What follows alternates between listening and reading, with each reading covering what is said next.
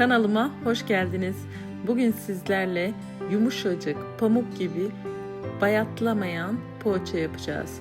Bunun için bize gerekli olan şey 2 kaşık toz şekeri. Bende esmeri vardı. Esmer kullandım. 1 tatlı kaşığı tuz, 100 gram tereyağı, isterseniz 1 çay bardağı sıvı yağ da kullanabilirsiniz. Yaş maya 10 gramlık, 1 su bardağı ılık süt, 1 su bardağı ılık su. Benim bardaklarım büyük olduğu için tamamen doldurmadım. Yumurtanın sarısını kenara alacağız. Akını da malzememizin içine katacağız.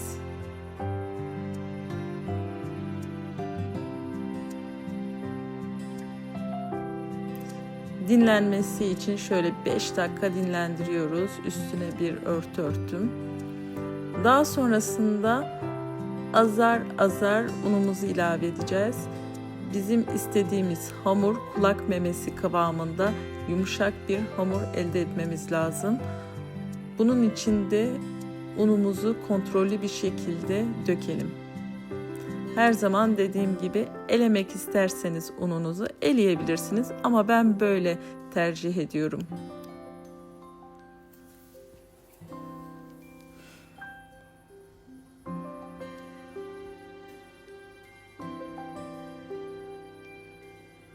Evet, yoğuruyoruz.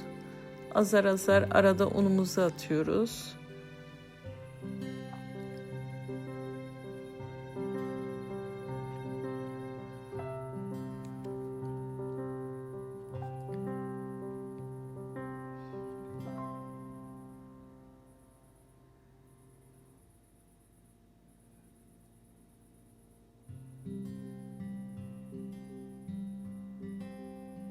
Daha sonrasında temiz bir bezle üstünü örtüp 1 saat dinlenmeye bırakıyoruz. Ben beyaz peynir kullandım. İsterseniz lor da kullanabilirsiniz. Daha sonra üstüne maydanoz. Benim maydanozlarım buzluktaydı. Ben her zaman maydanozlarımı yıkıyorum, kurutuyorum, buzluğa koyuyorum. İhtiyacım olduğunda çıkartıyorum. Aynı taze gibi oluyor. Size de tavsiye ederim. Maydanozla peynirimi karıştırdım. Gördünüz, hamurum şişti. Elimle şöyle bir karıştırdım. Çok az bir şey un. Hamurumu toparlamak için küçük küçük bezeler aldım. Hamurum yumuşacık, zaten çok çabuk şekil alıyor.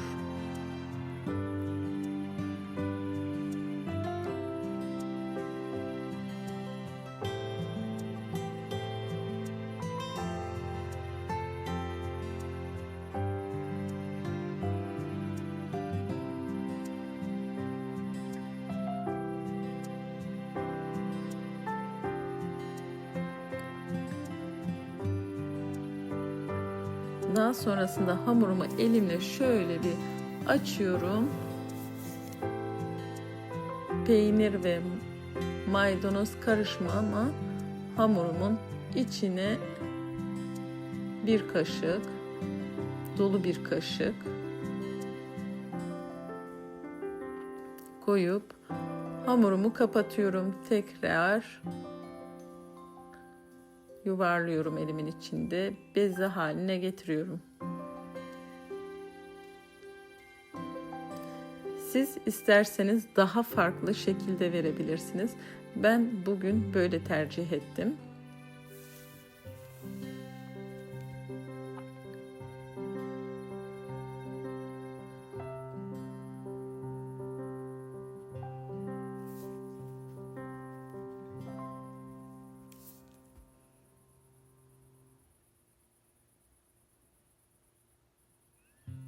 Bir hafta boyunca kesinlikle bayatlamıyor.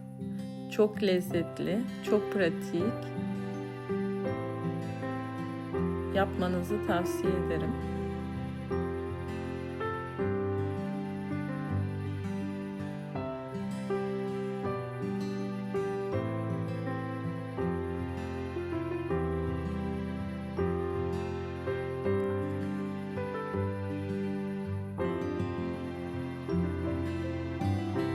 Daha sonrasında yarım saat bekletirseniz üstünü kapatın temiz bir bezle.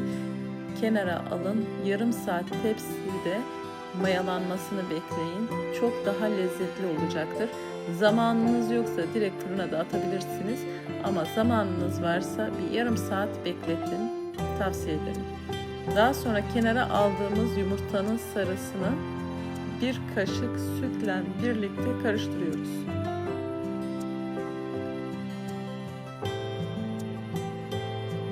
İyicene karıştırdıktan sonra bir fırça yardımıyla poğaçalarımızın üstüne sürüyoruz.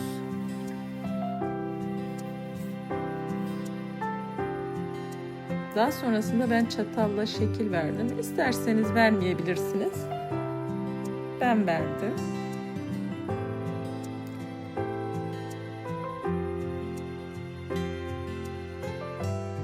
Susam kullanıyorum üstüne. İkinci tepsimin üstüne de çörek otu kullanacağım.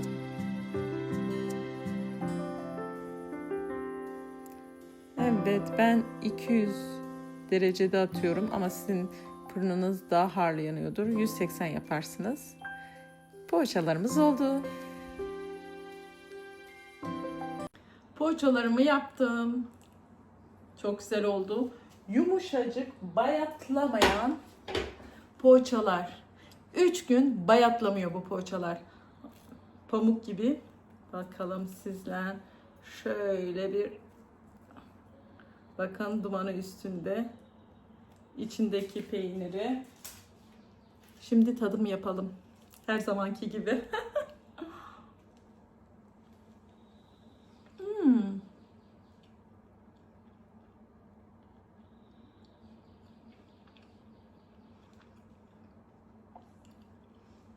Pamuk gibi. Çok lezzetli. Ben şimdi çayımı koyacağım. Hadi bakalım. Bana afiyet olsun. Siz de yapar denerseniz bana yorumlarda atarsınız. Beğenmeyi, abone olmayı unutmayın. Hoşça kalın.